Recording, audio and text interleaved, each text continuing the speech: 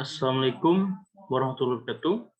Perkenalkan, nama saya Dwi Saputro, NIM 180254243026. Baiklah, di sini saya akan menjelaskan sedikit dari tugas ichtiologi, yaitu sistem pencernaan dan makan ikan.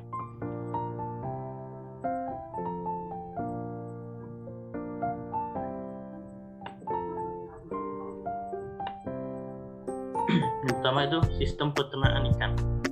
Sistem pencernaan meliputi organ yang berhubungan dengan pengambilan makanan, mekanismenya, dan penyediaan bahan-bahan kimia, serta pengeluaran sisa-sisa makanan yang tidak tercernakan keluar dari tubuh. Alat pencernaan. Struktur dan fungsi alat pencernaan dibagi menjadi dua. Yang pertama itu saluran pencernaan dan panjar pencernaan. Yang pertama itu saluran pencernaan. Saluran pencernaan dibagi lagi menjadi beberapa bagian. Yang pertama itu mulut.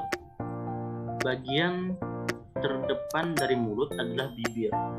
Pada ikan-ikan tertentu bibirnya tidak berkembang dan malahan hilang secara total karena digantikan oleh paru atau rahang. Atau juga ikan yang famili Scaridae, Diodotidae, dan Tetraudotidae. Dan contohnya yaitu pada ikan belanak atau tambang. Bibirnya berkembang dengan baik dan menebal, bahkan mulutnya dapat disembulkan. Keberadaan bibir berkaitan erat dengan cara mendapatkan makanan. Dapat dilihat di samping itulah gambar, ada beberapa gambar yaitu mulut ikan. Selanjutnya itu rongga mulut. Rongga mulut berada di bagian belakang mulut. Terdapat ruang yang disebut rongga mulut. Rongga mulut ini berhubungan langsung dengan segmen faring.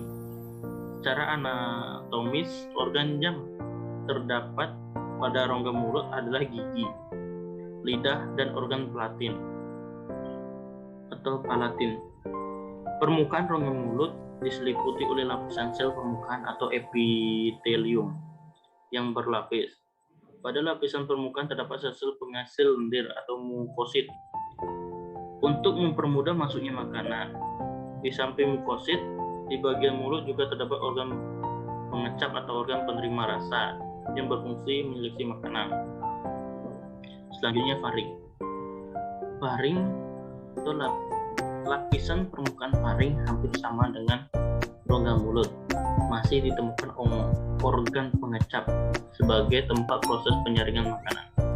Dan selanjutnya adalah esophagus, yaitu permulaan dari saluran pencernaan yang terbentuk seperti pipa, mengandung lendir untuk membantu pengelolaan makanan.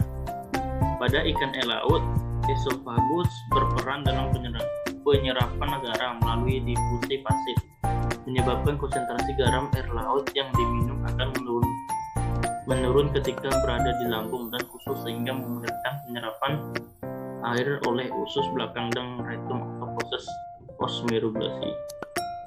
Selanjutnya lambung. Lambung merupakan segmen pencernaan yang diameternya relatif lebih besar bila dibandingkan dengan organ pencernaan yang lainnya.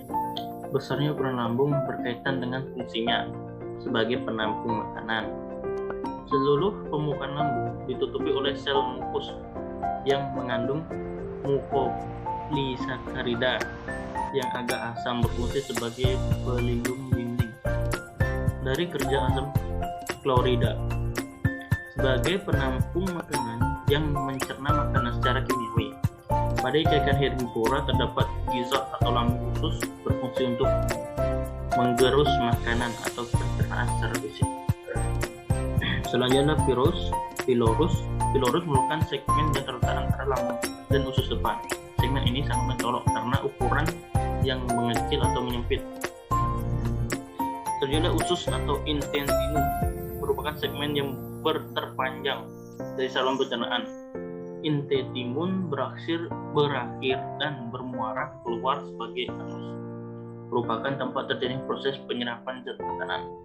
Selanjutnya rektum merupakan segmen saluran pencernaan yang terujung secara anatomis sulit dibedakan batas antara usus dengan rektum.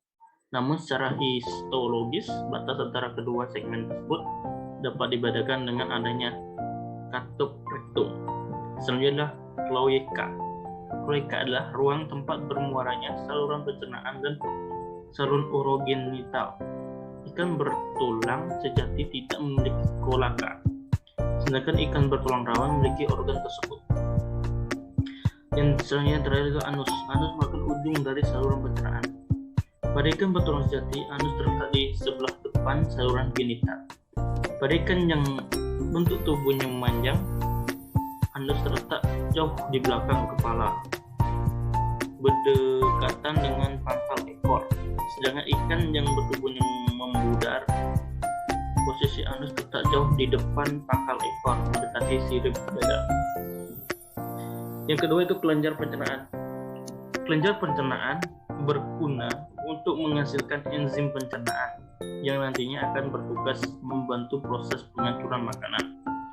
Kelenjar pencernaan ini terdiri dari hati dan pankreas. Hati dan pankreas. Pertama itu hati. Hati merupakan organ penting yang mensekresikan bahan untuk proses pencernaan.